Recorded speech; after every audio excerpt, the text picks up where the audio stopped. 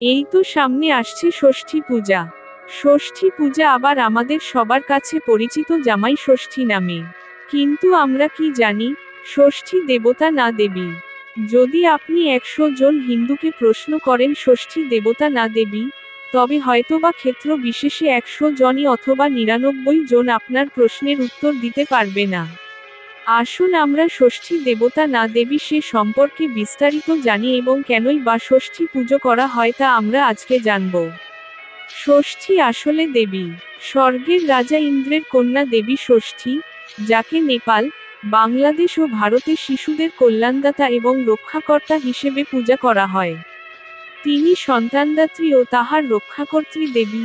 তার কৃপায় নিঃসন্তান দম্পতিদের সন্তান লাভ হয় এবং তিনিই সন্তানের রক্ষাকর্ত্রী। পুরাণ মতে যেহেতু তিনি আদিপ্রকৃতির ষষ্ঠাঙ্গ অংশভূতা তাই তাহার নাম দেবী ষষ্ঠী। দেবী ষষ্ঠীর স্বামীর নাম কার্তিক এবং তার বাহন বিড়াল।